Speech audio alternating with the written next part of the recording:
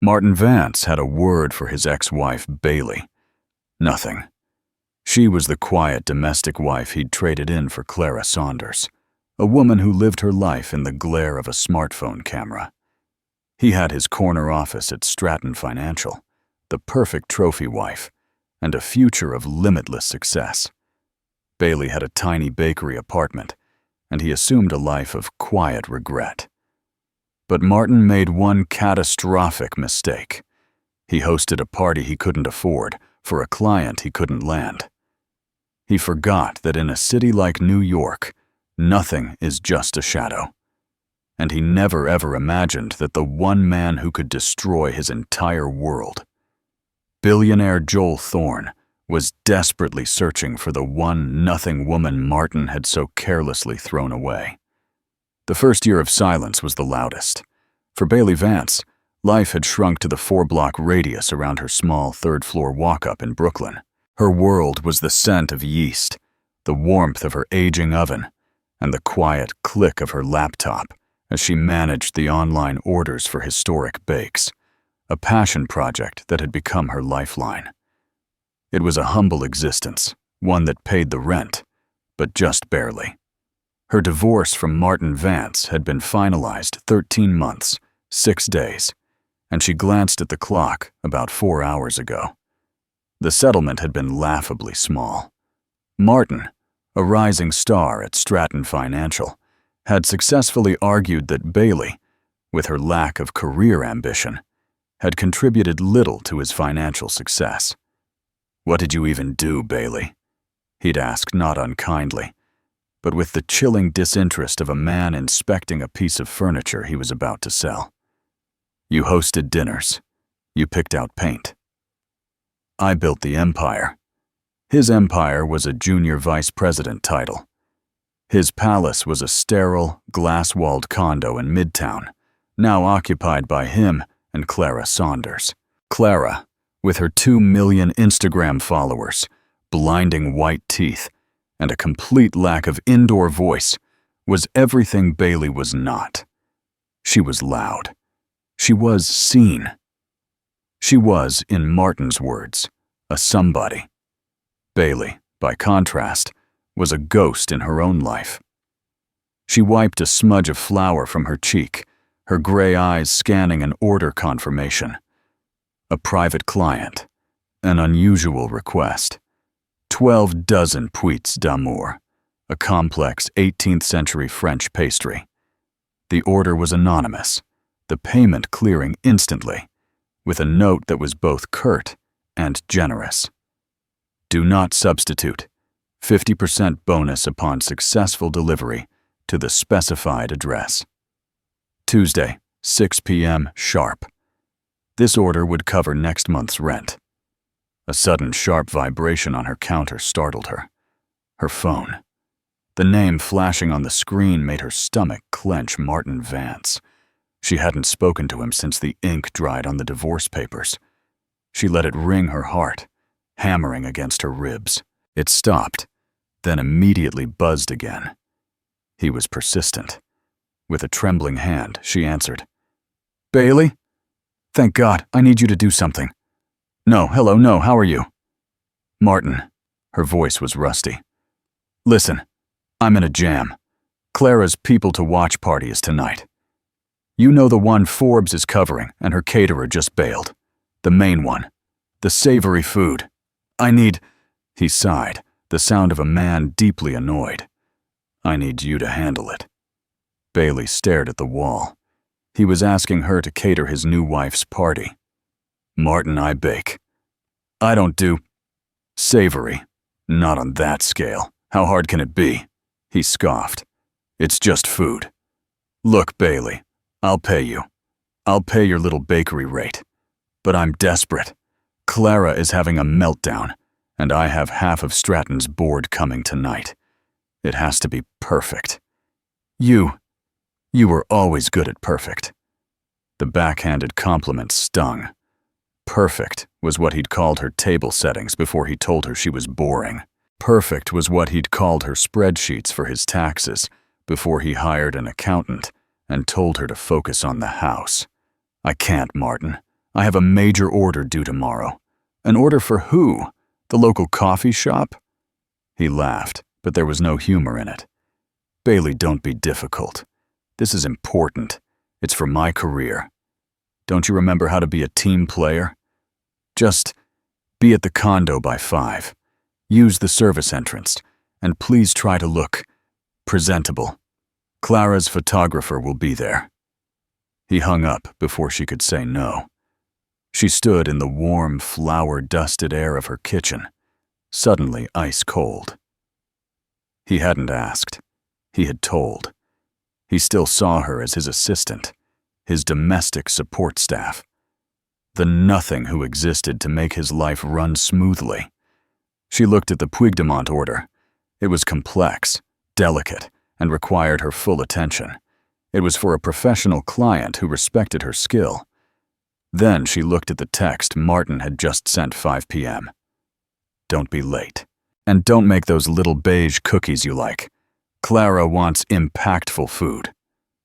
A familiar bitter resentment warred with a lifetime of programmed compliance. Don't be difficult. She put her phone down. She would not go. She had work to do. Real work. But as the hours ticked by, a sick, heavy feeling of dread settled in her stomach. Martin wasn't just arrogant. He was punitive. When they were married, disappointing him had consequences: days of biting silence, accidental cuts to her household allowance, casual cruelty dressed as jokes at dinner parties. He still held the lease on her old car.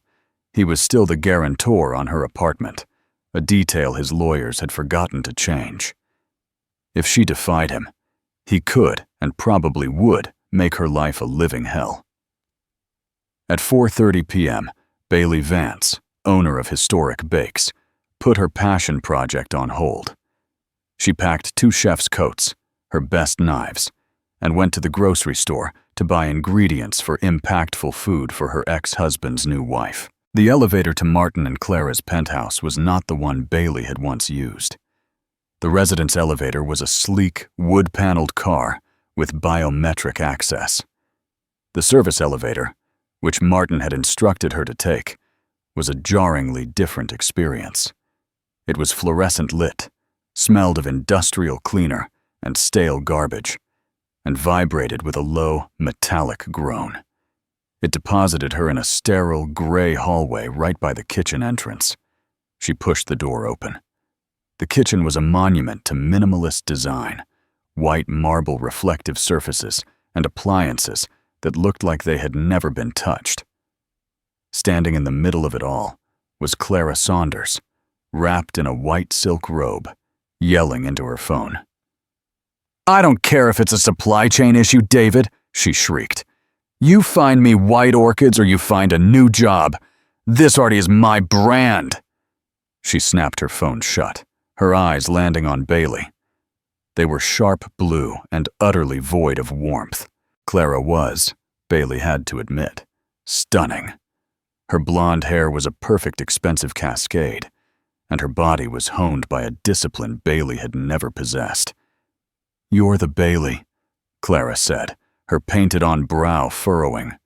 She looked Bailey up and down, her simple black slacks, her worn kitchen clogs, the heavy-duty catering boxes. "Martin said you were a lifesaver. You look more like you're here to fix the plumbing." "I'm here to cook," Bailey said, her voice flat. She began unpacking. "Right. Well, the guest list is on the fridge. Don't make anything smelly. Or brown. I want jewel tones. Think caviar. Think microgreens." Martin left his credit card.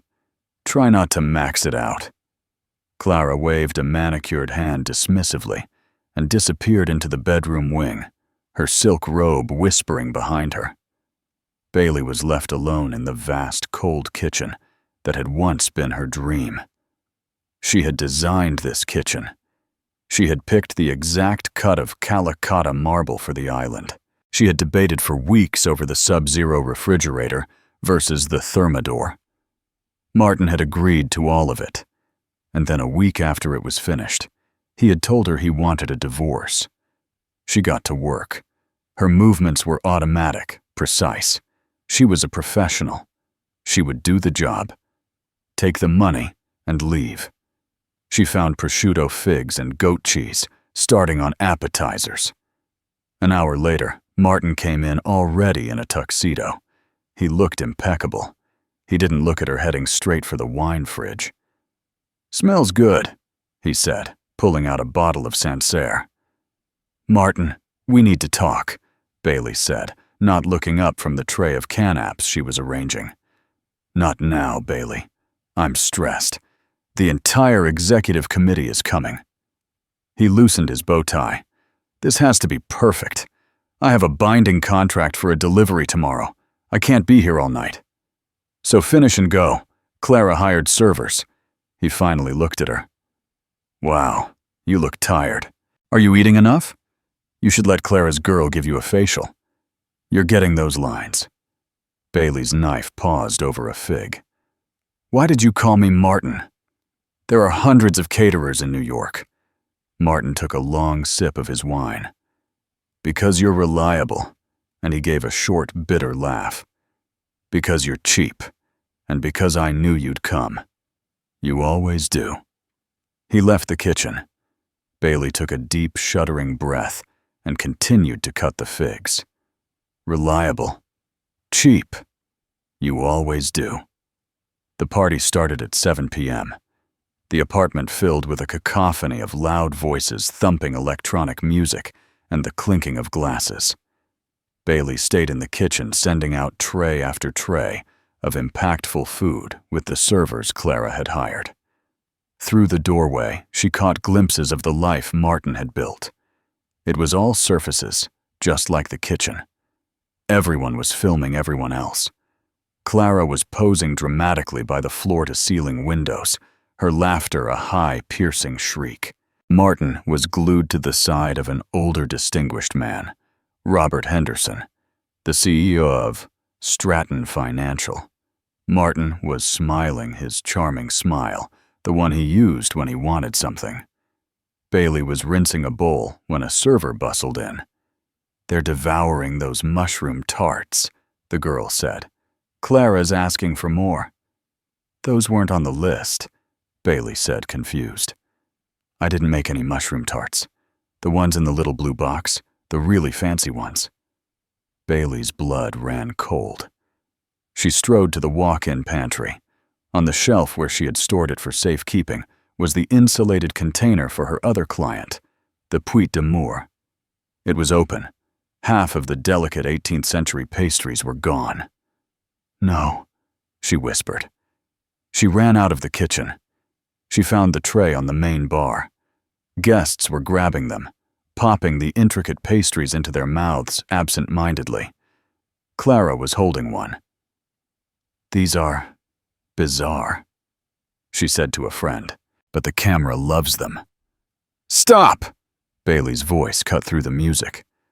The room went quiet. Martin, in the middle of a story with his boss, froze.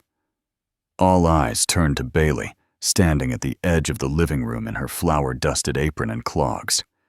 "Clara, put that down, please. Those are not for this party." Clara's eyes widened, her face flushing with anger. "What did you just say to me?" Martin was at her side in an instant, his hand gripping her arm, his fingers digging into her skin. "What the hell do you think you're doing?" he hissed, his smile still plastered on his face for the benefit of his guests. "Those pastries are for another client," Bailey said, her voice shaking but firm. "It's a private order. They're ruined." "They're pastries, Bailey," Martin hissed back, pulling her toward the kitchen. "You can make more. You are embarrassing me. You are embarrassing Clara. Martin, you don't understand." "No, you don't understand." His voice dropped to a venomous whisper. "My entire career is in this room. Robert Henderson is right there. And you walk out yelling like a lunatic over a few cookies. You are the help, Bailey. Now go back to the kitchen, or I swear to God I will call security." He shoved her hard back through the kitchen door. Bailey stumbled, catching herself on the steel counter. The door swung shut, cutting off the returning swell of music. She was shaking not from fear, but from a profound, seismic rage. He had called her the help. He had put his hands on her. He had, in his casual arrogance, just destroyed her reputation with a client who had paid her more than Martin had ever offered for a night's work. She ripped off her apron. She grabbed her knives, her bag, and the insulated box containing the few remaining precious pièces d'amour. She didn't look back. She walked out of the service entrance into the sterile hallway and jabbed the button for the elevator, her knuckles white. She had no idea how she would fix this. She had a client's address, a 6 p.m. delivery time for the next day, in a half-empty box. As the elevator doors closed, she heard the kitchen door swing open. "Bailey!" Martin yelled. "You get back here! You're not finished!" But the door slid shut, and she was gone. The elevator ride down was a blur of panic. Bailey's hands were trembling so badly she could barely hold her phone. She had to contact the client. But there was no name, no phone number. The order had come through a secure portal paid for by a shell corporation, JT Enterprises. She looked at the address on the order form. It wasn't a residence. It was the Conservatory Ballroom, one of the most exclusive high-security event spaces in Manhattan, notorious for hosting billionaires, politicians, and the occasional royal. Her delivery time was for 6 p.m. Tuesday tomorrow. Martin's party was Monday. Wait! She checked the date on her phone. Monday, October 30th. Then she reread the order. Tuesday, October 31st. 6 p.m. sharp. She had gotten the date wrong. She had mistaken Tuesday for today. In her fluster to deal with Martin, she had mixed up her entire schedule. The pièces d'amour weren't due for another 24 hours. Relief washed over her so potent it made her knees weak. But it was immediately followed by a new cold dread. She had just publicly humiliated her ex-husband, the man who was the guarantor on her apartment in front of his boss. She had walked out on a job, albeit one she was bullied into, and she still only had half an order of incredibly complex pastries for a high-paying anonymous client. She couldn't possibly remake them. The dough was a 3-day process. She spent the entire night in a haze of flour and sugar. She could not replicate the full order, but she could perhaps salvage it. She used the remaining pastries, reglazing them, adding intricate sugar work, and supplementing them with another faster, but still historic recipe: orange flour, macarons from the court of Versailles. She would have to explain the situation, offer a massive refund, and pray they didn't sue her. She slept for 2 hours, her cheek resting on a bag of almond flour, and woke up feeling wrecked. By 5:00 p.m. on Tuesday, she was a nervous wreck. She boxed up the supplemented order, donned her cleanest chef's coat, and took a cab to the Conservatory Ballroom. The building was an imposing limestone fortress off Central Park. Security was as expected intense. Name: a man in a black suit with a coiled earpiece, asked his expression bored. Bailey Vance, Historic Bakes. I have a delivery for JT Enterprises. He scanned his tablet. You're late. The order says 6 p.m., Bailey said, confused. Event start was 5:30. Mr. Thorne's assistant has been asking, Mr. Thorne? The name hit her like a physical blow. Joel Thorne. Bailey felt the blood drain from her face. Joel Thorne wasn't just a billionaire. He was the billionaire, a tech recluse, a legend. He had emerged from nowhere a decade ago and built Thorne Air Industries, a company that specialized in predictive analytics and clean energy, into a global behemoth. He was intensely private, rarely photographed, and known for a ruthless efficiency that terrified his competitors.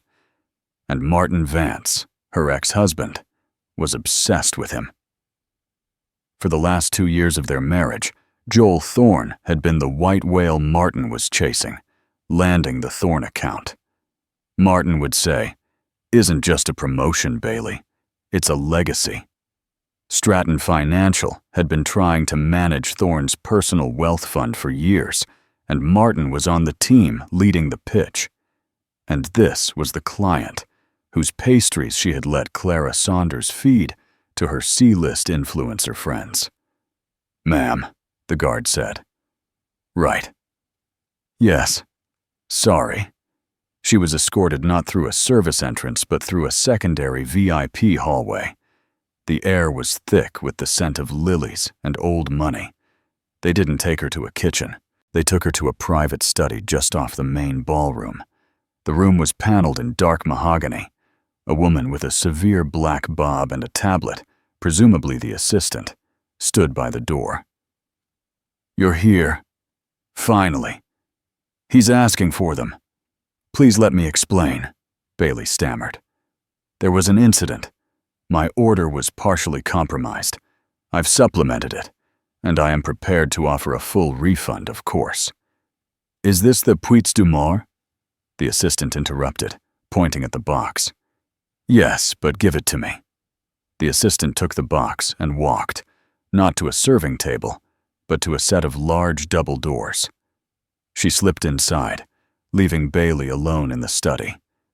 Bailey paced her heart, trying to exit her chest. She was finished. Her tiny business, her only source of income, would be blacklisted by the most powerful man in New York.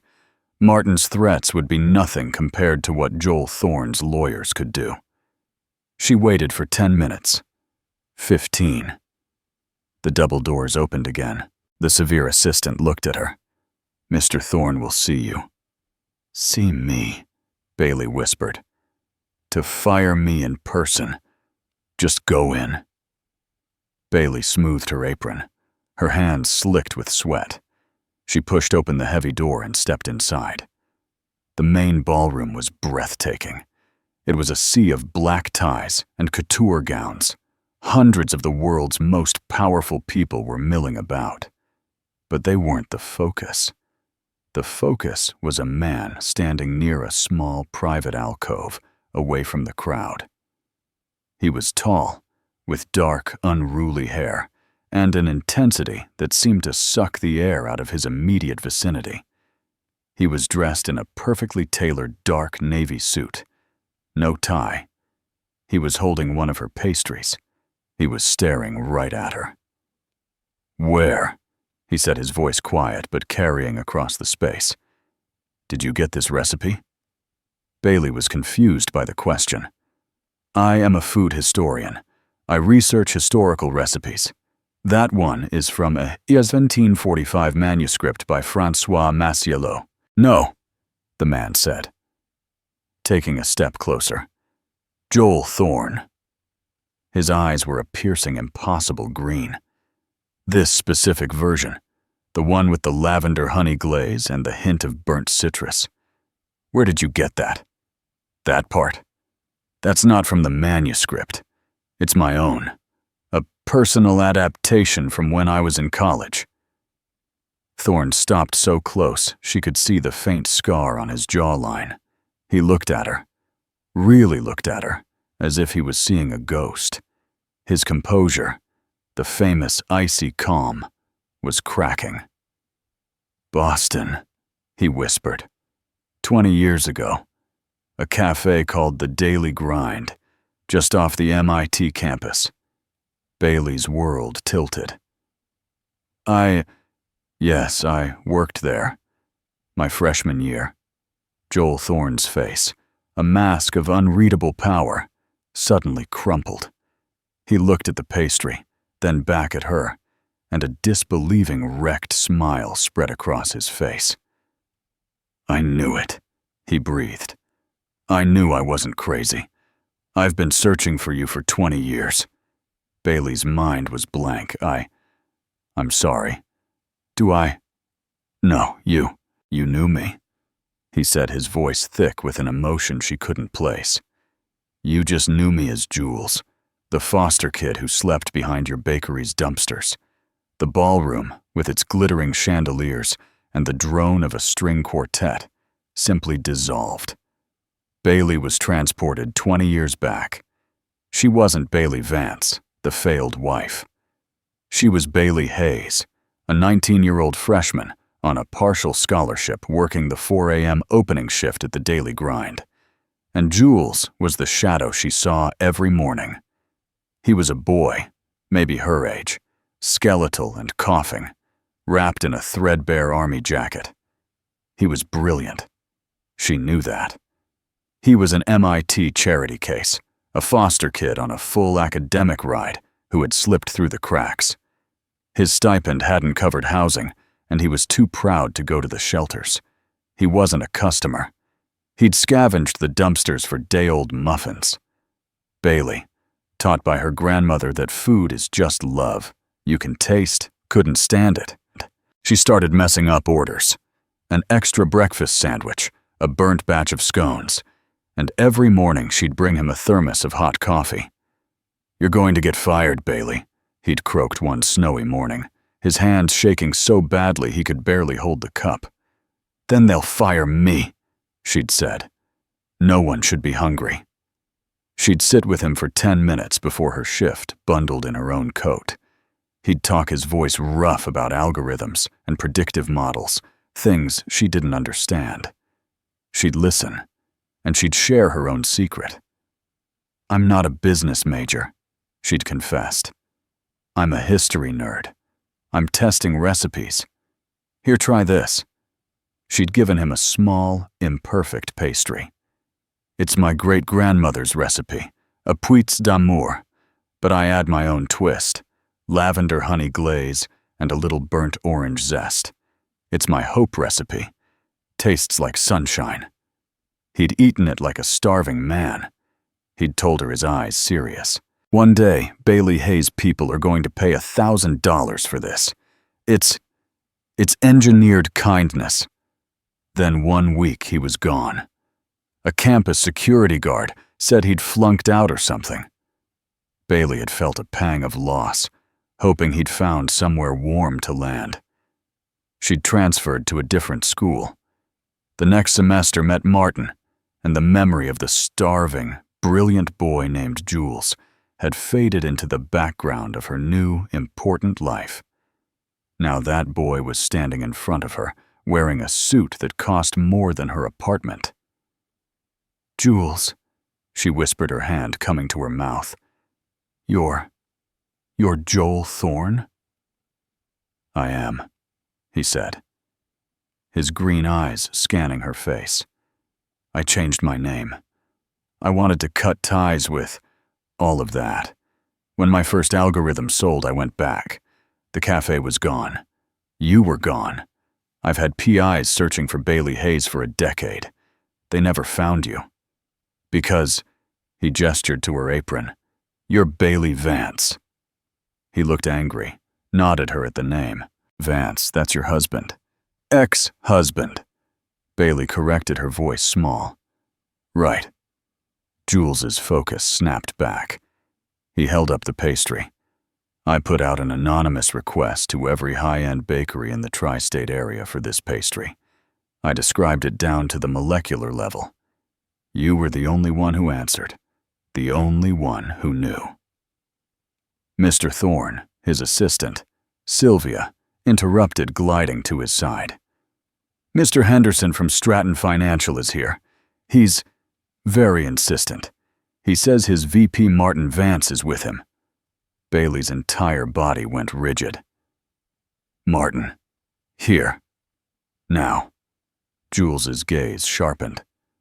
Vance, your ex-husband. He works for Stratton. He's a junior vice president.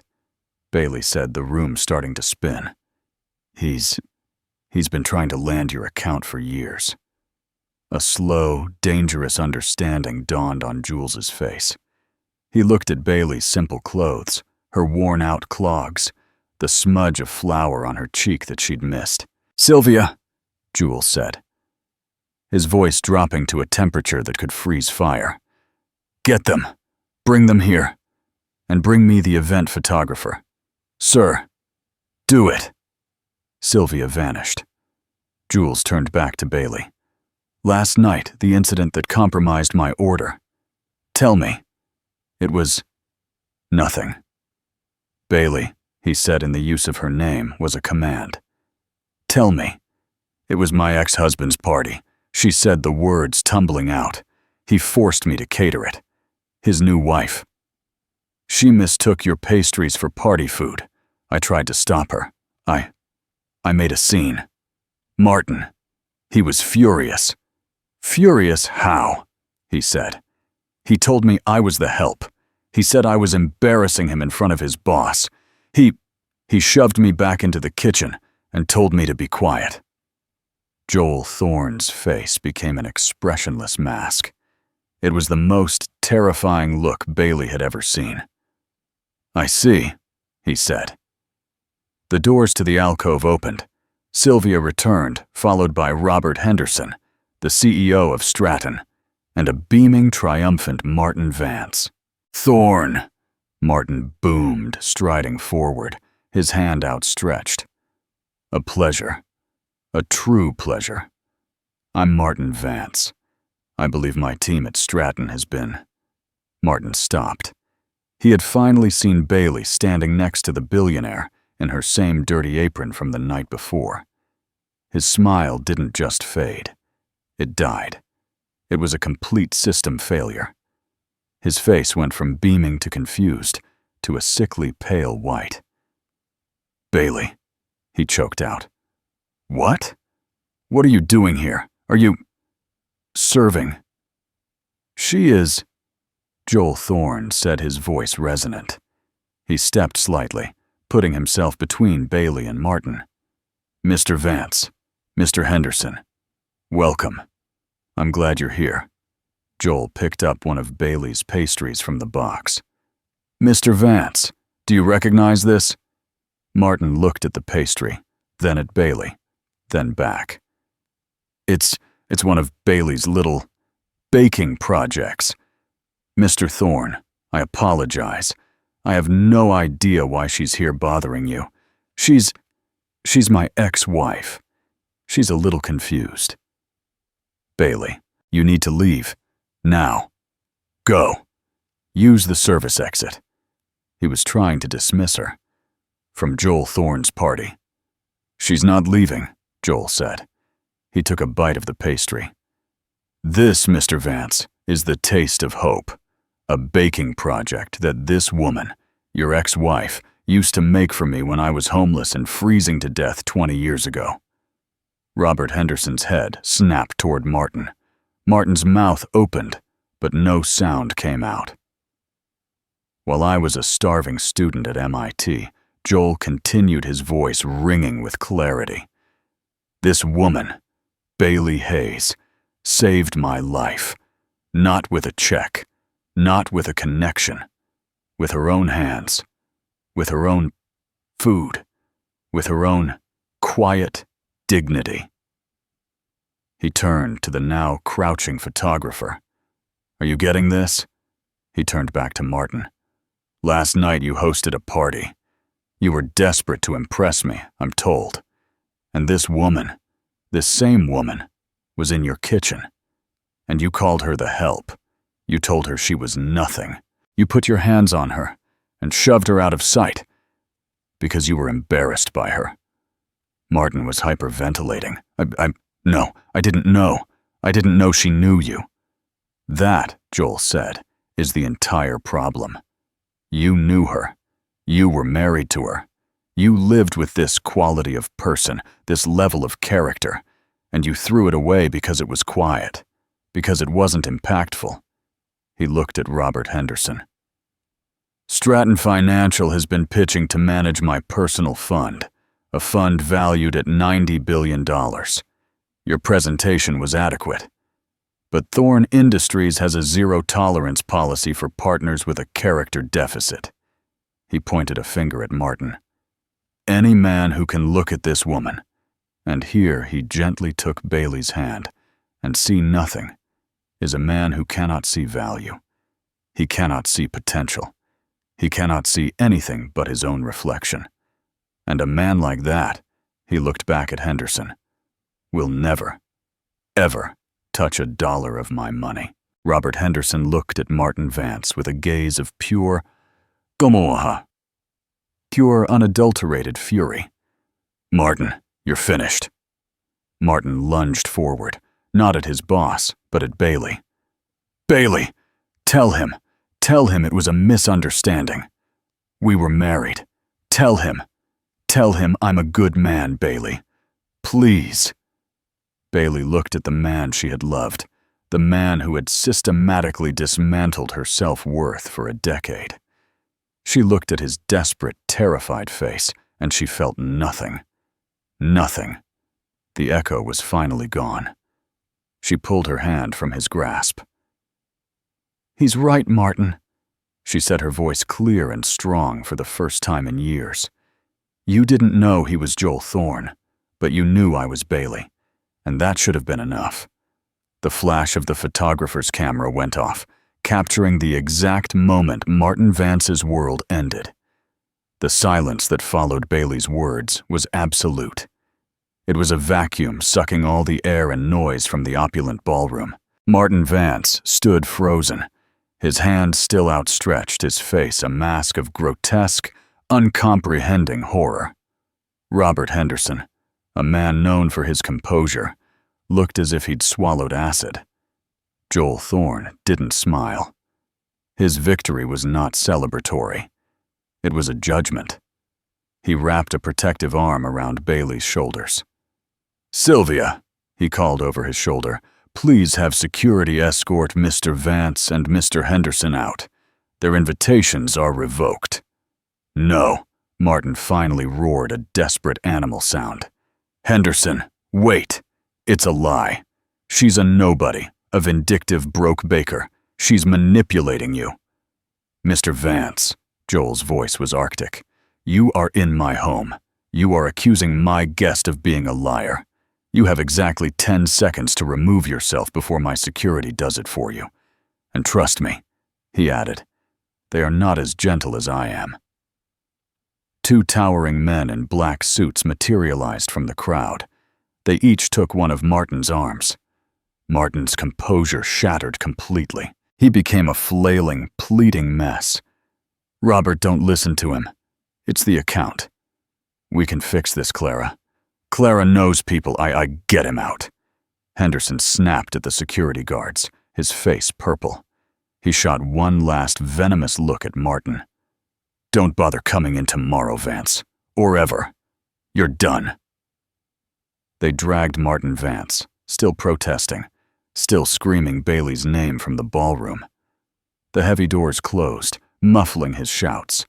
The entire ballroom had been watching. Now, a low, shocked murmur rippled through the most powerful room in New York. Joel Thorne, the recluse. The myth had just publicly executed a man's career. Joel ignored them all. He turned his full attention to Bailey, his expression softening instantly. Are you all right? Bailey was shaking. She had just witnessed a public crucifixion, and she was the one who had unintentionally handed Joel the nails. I think so. That was intense. That, Joel said, was pest control. He guided her away from the center of the room toward the alcove, where her pastries were still sitting. He picked up another one, the orange flower macaron. Versailles, 1682, Bailey said automatically, her nerves still firing.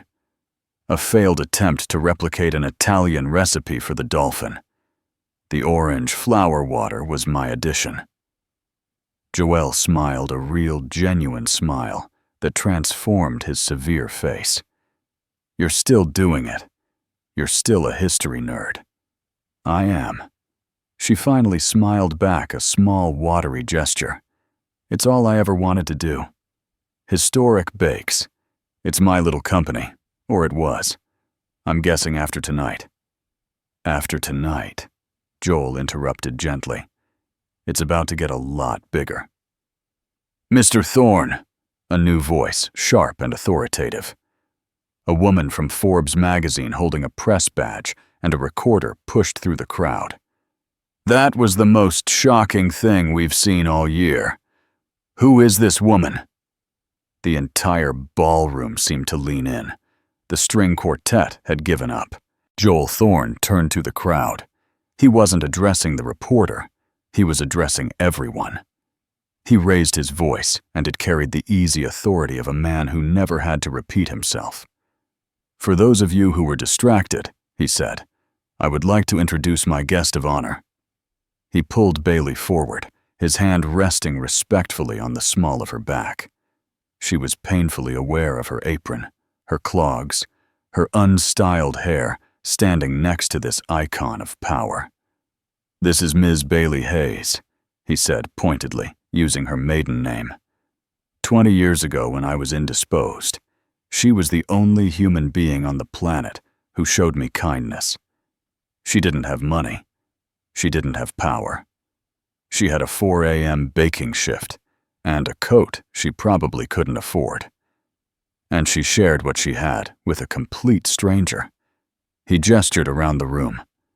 "We are all here tonight for the launch of the Thorne Foundation's new global initiative. You all thought it was another tech incubator. You were wrong." He locked eyes with Bailey. "The Thorne Foundation is launching the Hayes Initiative for Culinary Preservation, a $500 million endowment dedicated to finding funding and preserving historical food arts and supporting small, independent artisans. The very people, the very history that corporate greed is trying to erase." Bailey's knees gave out. She grabbed his arm for support. "Joel, 500. "What?" "I've been looking for the person to run it," he said softly for her alone. "I had a team looking. I just didn't know I was looking for you." He turned back to the room, his voice booming. "Ms. Hayes is the architect of that kindness, and she will be the architect of this foundation. She will be its new co-chair, effective immediately." The Forbes reporter was scribbling frantically. "Co-chair, but Mr. Thorne, what is she to you?" "An old flame, a relative." Joel looked at Bailey, his gaze so intense it was almost a physical weight. He saw the years of being dismissed, of being called nothing. He saw the strength that had allowed her to survive a man like Martin Vance. He put his hand over hers, the one still clutching his arm. "An old flame, a relative." He repeated a low laugh in his chest. "No, that's far too simple." He turned to the reporter, but his eyes were on Bailey. "She is the co-chair of my foundation. She is the soul of my new global initiative, and she is without any question or competition my most precious woman." The room erupted. Flashbulbs went off like a volley of gunfire, capturing the image that would be on the cover of every business and society journal by morning. The recluse billionaire holding the hand of the unknown baker in the flour-dusted apron, looking at her like she was the only thing in the room. The fallout from that night was not a quiet ripple. It was a detonation. By the time Bailey woke up the next morning in a guest suite at Joel's penthouse that was larger than her entire apartment after Sylvia had gently but firmly insisted she not go home to her insecure walk-up. Her name was the most searched term on Google. Her photo was everywhere. The baker and the billionaire, Thorne's most precious woman revealed. The $500 million kindness meet Bailey Hayes. Her phone, which she'd left on silent, had 312 missed calls. The first was from her mother crying with confusion and joy. The next 100 were from reporters. But the most interesting ones were the last 50, all from the same number, Clara Saunders Vance. Interspersed with the calls were a string of increasingly frantic texts. 4:08 a.m. Bailey, what the hell did you do? 4:15 a.m. Martin just got home. He's not okay. You did this. 5:30 a.m. Robert Henderson called Martin and fired him. Via text, fired him. 6:15 a.m. Bailey, our accounts are frozen. Stratton is clawing back his invested stock. The firm is distancing itself. 7:00 a.m. He's being investigated. They're doing an audit on his expenses. Bailey, he used the corporate card for our party. He said it was a client acquisition event. 7:30 a.m. He's blaming you. He's saying you set him up. 8:00 a.m. Please. Bailey, you know Joel Thorne. You have to call him. Tell him to stop this. You've ruined us. You've ruined me. My brand is tied to him. I'm losing followers. Bailey read the texts, her coffee growing cold. She felt a distant clinical pity. Clara wasn't an evil person. She was just a shallow one. And shallow people drown in deep water. She texted back a single simple reply. I did not do this. Martin did. I'm sorry for the position he put you in. I wish you well. She blocked the number. A quiet knock came at her door. It was Joel, dressed not in a suit, but in jeans and a simple black sweater. He looked like Jules again, just healthier. Morning, he said. The world is loud today. It is, Bailey agreed, clutching her mug. Sylvia's handling the press. I've also had my legal team contact your landlord. Your lease is being transferred to my corporate holdings. The car Martin held over you. It's paid off, and the title is being overnighted to you. You are, as of 9:00 a.m., completely untangled from Martin Vance. Bailey sat down, overwhelmed. Joel, you didn't have to do that. Yes, I did, yeah, he said, sitting across from her. He used those things to control you. I will not have the co-chair of my foundation be controlled by anyone, especially not by him. He slid a thick folder across the table. This is the preliminary brief for the Hayes Initiative. If you want it, there's no pressure, Bailey. What I said last night, it was impulsive, but it was true. This is yours to run if you want the job. You shoved me into the kitchen, she said suddenly, the memory from Martin's party surfacing. Joel looked confused. What? No, Martin, she corrected. Martin shoved me. He said I was embarrassing him. He'd done it before, not always a shove, sometimes a tight grip, sometimes a joke in front of friends that was designed to make me feel small. Bailey's burning the roast again, God love her. Bailey lost her wallet. She'd lose her head if it wasn't attached. I just got used to it.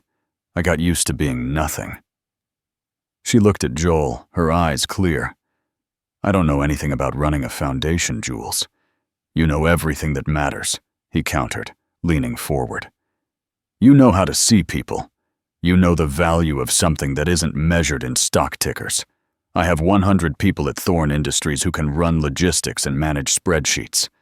I don't have anyone with your soul, he pointed to the folder. The job is simple. You travel the world. You find the Bailey Hayes of the baking world, the cheese-making world, the brewing world. You find the artisans who are preserving history, and you give them the one thing they don't have: capital. You protect them. You tell their story. She opened the folder. The first page was a proposed budget. The numbers were staggering. But the second page was a list of locations: Provence, France, Kyoto, Japan, Oaxaca, Mexico, the Scottish Highlands. It was a map of her dreams. When do I start? She asked. 6 months passed. The world of Bailey Vance was unrecognizable. The world of Bailey Hayes was for the first time in perfect focus. She was in Lyon, France, in the kitchen of a boulangerie that had been run by the same family since 1790. She was wearing an apron, but it was a different one. She was here not as the help, but as a benefactor. She was documenting the 90-year-old patriarch's method for a perfect 72-hour levain, her hands deftly moving to capture the dough. The Hayes Initiative was filming a documentary series. and Bailey was its host and creative director. She was no longer the nothing woman. She was, as the New York Times had dubbed her, the matron of lost tastes. Her quiet confidence, her deep academic knowledge, and her genuine empathy had made her an unlikely global icon. She had cut her hair. The mousy brown was gone, replaced by a warm, confident auburn. The lines Martin had worried about were still there, but now they were laugh lines. She was by every measure radiant. She finished the shoot and checked her email. There was one from Sylvia. Subject FYI, closure attached was a news clipping. Former Finance VP Martin Vance, sentenced. Bailey clicked the link. After his firing, the audit at Stratton Financial had uncovered a hornet's nest. Martin hadn't just used the corporate card for Clara's party. He'd been embezzling for years, small amounts at first, to fund the life Clara demanded. He was arrogant, and he'd assumed no one would ever check the books of a star like him. He was sentenced to 3 years in a minimum security prison. The article had a final devastating line. His wife, former influencer, Clara Saunders, filed for divorce last month. She was not present at the sentencing. Bailey closed the browser. She felt no triumph, no schadenfreude, just a profound, quiet sadness for the man he could have been, and the man he had chosen to become. She flew back to New York that evening. Joelle had asked her to dinner. It wasn't a rare occurrence. They met weekly to discuss the foundation. But this felt different. He'd booked a private room at a small, unassuming restaurant in the village, the kind of place Martin would have hated. "You heard the news?" Joel asked, sipping his water. "I did," Bailey said. "I'm not happy about it." "I know," he said. "That's why I wanted to see you, to make sure you were okay." "I'm fine, Jules, truly. That part of my life feels like a different person lived it." "Good." He paused, a rare vulnerability on his face.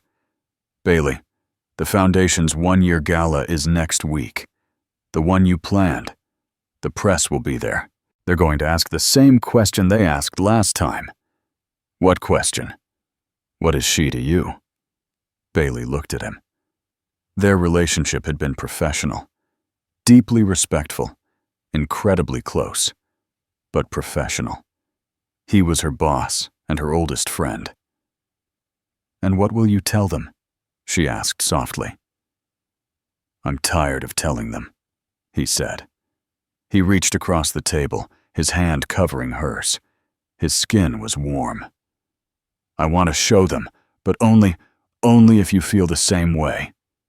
Bailey looked at their hands, his strong and scarred from a life she couldn't imagine. Hers dusted with flour and ink. They fit. "Jules," she said, her voice trembling just a little. "For 20 years, I've been trying to prove I was worth something. To Martin, to his family, to myself. When I was with you, I was just Bailey. And when you were with me, you were just Jules. It was the only time in my life I wasn't trying. I was just being." "Be with me, Bailey," he said, his voice raw. "Not as a co-chair, not as a ghost from the past. Just be." She turned her hand over and laced her fingers with his. "Okay, Jules. Okay." The gala a week later was the polar opposite of the event at the conservatory. It was warm, held in the New York Public Library, and the guests of honor were not billionaires. They were the artisans Bailey had funded. A cheesemonger from Vermont, a weaver from Peru, a baker from Lyon.